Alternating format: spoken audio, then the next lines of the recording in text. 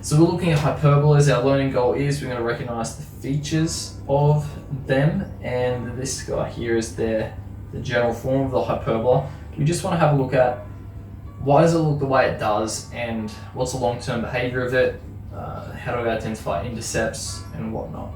Okay. Well, the first thing we'll notice about here, we've got this graph, y equals 1 on x. Okay. The first thing I notice is that along the x-axis and along the y-axis, there doesn't seem to be any points. Okay, it seems to go up like this, and down like this, and down like this, and along like so. And the question we kind of pose is why? Why does it go towards those points and never touch it? Okay. The reason is because you can't actually get this point here. This would be x being equal to 0 and y being equal to 0. Okay, you can't actually get those points. We'll have a look why. Can we have x being equal to 0? So if we had x equals 0, that means we have y equals 1 on 0. Okay, that's undefined. Okay, it's not actually possible.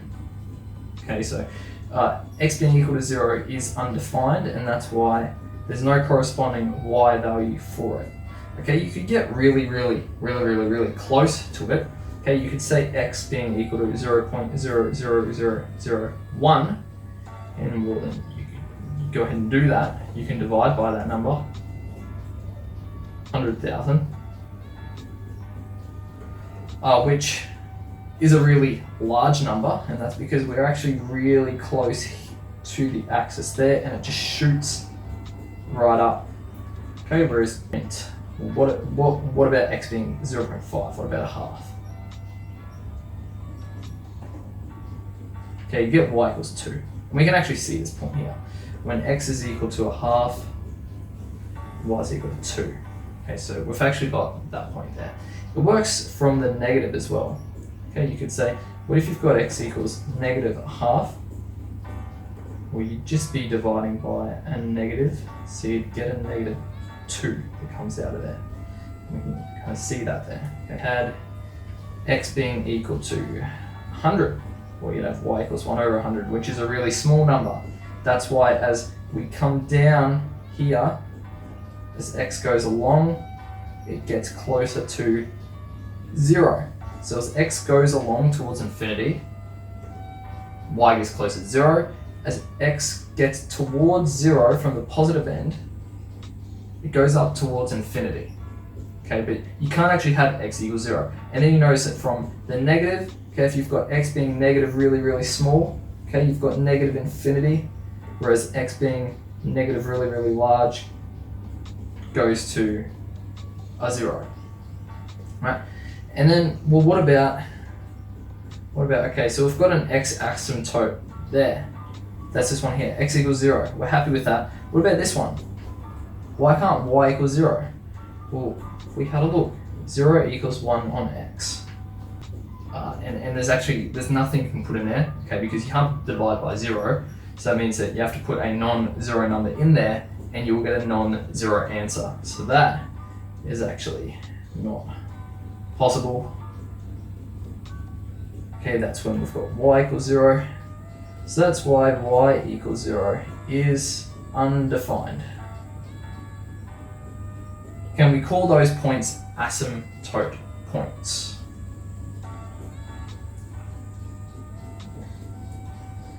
So we'll look at the general form of a hyperbola. Here we've got y equals a over bx minus c plus d. Okay, given that a cannot equal 0 and b cannot equal 0. Well, what I'll notice here is that same logic, I cannot divide by 0. So bx minus c is cannot equal 0. And this will give me one of those points, an asymptote point. Okay, I also know that this whole thing cannot equal 0, therefore y cannot equal d. Okay, it's not possible. So that's another asymptote that we look at. And so we'll just have a look at, we'll get back to this in a moment. We'll examine some behaviour. So here we've got hyperbola y equals 1 on 2x plus 1 and then plus 2 at the end. Okay, well I know that I'm going to have some asymptotes here. Okay, I've got an asymptote, the x asymptote occurs when 2x plus 1 equals 0. Okay, because that can't happen, so that's where the asymptote point is. That means x 2x is equal to negative 1, so x is equal to negative a half. Negative half. And we can see that here. This x line, at x being equal to negative a half, okay, that is our asymptote point. The graph, the hyperbola, never touches it. We've also got a y asymptote, okay, and that occurs when y is equal to 2. Okay, this endpoint here, because it is impossible for this to equal 0. We've seen it before. There's nothing I can put in for x such that it equals 0. So then let's along this line here. Okay, y equals 2. That is my next asymptote. And then the last thing to consider is because this value here is positive, all right, I've got no reflection of what quadrant these points are going to lie in. So this graph will stay in this quadrant here, never touching the asymptote, and this will stay in this quadrant here, never ever touching the asymptote. Okay, if it was negative, okay, I'll do this in a yellow. If negative, we just have some reflection over the x-axis. So this one would...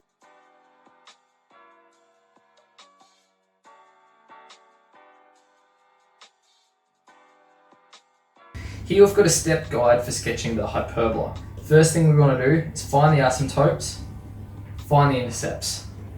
Then I want to have a look at, is my hyperbola positive or negative, and that will tell me which quadrant I need to draw in, what we just looked at before. And then we want to sketch the axis, scale it, and label important points. So example here, sketch the following hyperbola. Okay, step 1, asymptote. Step 2, intercepts. Step 3, what quadrant? And step 4, sketch appropriately. Okay, I'll just leave that hanging out of the way. All right, well, first things first, asymptotes, that's what I'm gonna have a look at. All right, if I wanna find the x asymptote, I know that the denominator cannot equal 0, so the asymptote is going to occur at negative a third. Okay, that's when the asymptote occurs for x. You can do the same thing for y. It occurs at y equals negative 2. Okay, just this guy here. Now I'm going to look for intercepts.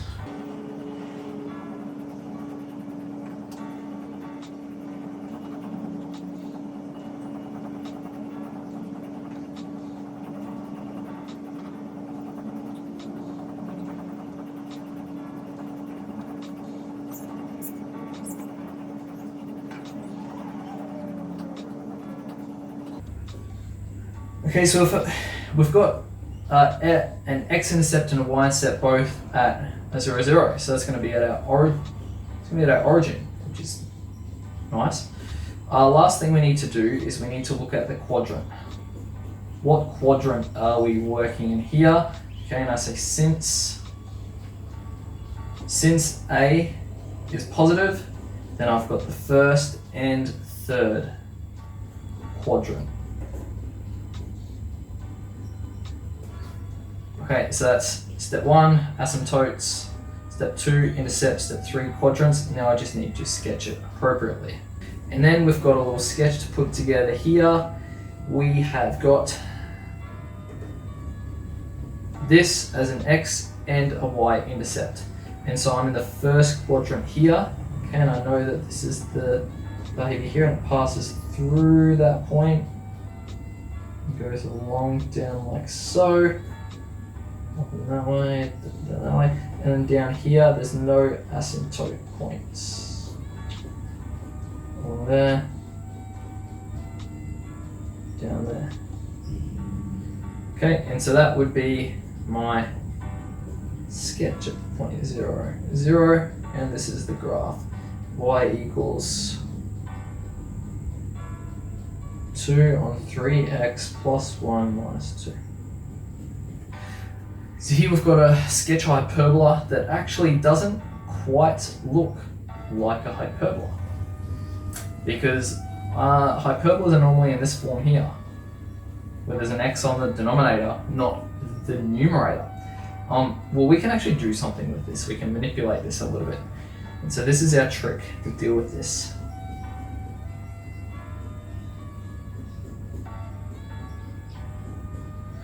I need to get a factor of, this is what I'm doing. I need to get 2 minus 5x as a factor of the numerator, so I can just slash it from the top and the bottom. I need to get a factor of it so it comes off the top. That's what I'm looking for.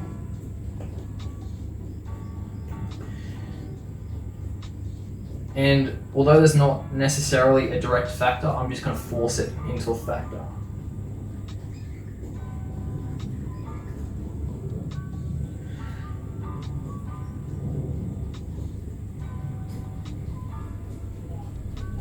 So here I've forced this thing into a factor. I've gone, look, I need this here.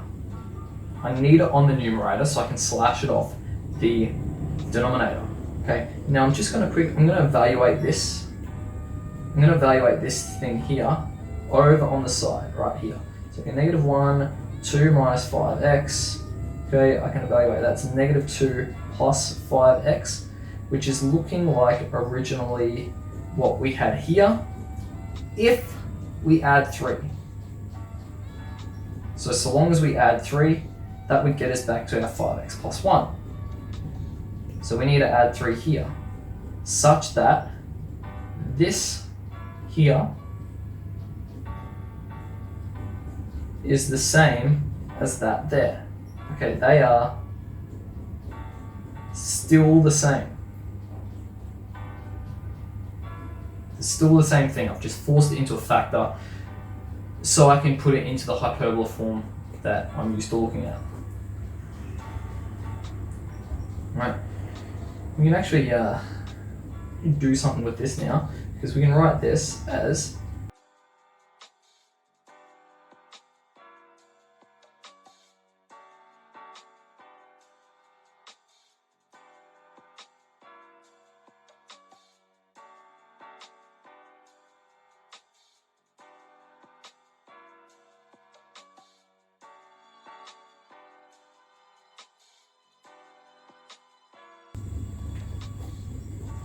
Alright, so we've got x and y intercepts right here, and the last thing we need to do is we need to look for quadrants. With our quadrants here, we're going to have to be a little bit careful, because we can see we've got 3 on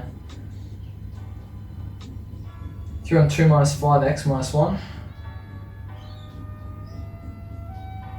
Okay, but normally our general form is y equals a on bx minus c plus d. And so that means we can actually rearrange this into the form. Okay, if we actually took a negative out of this, we'd have -2 plus 5x minus 1.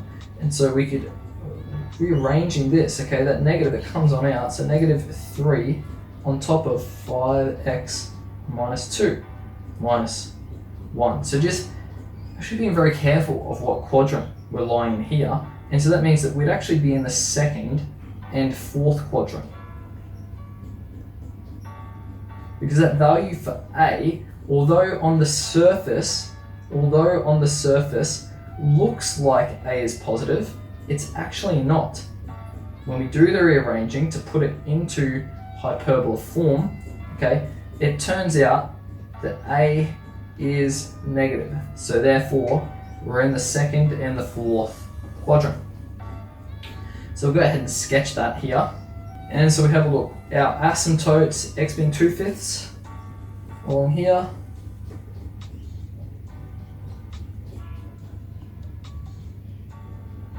And y being -1. So y equals -1, x equals 2/5. Okay, just double checking. That's where our quadrants are. Yes.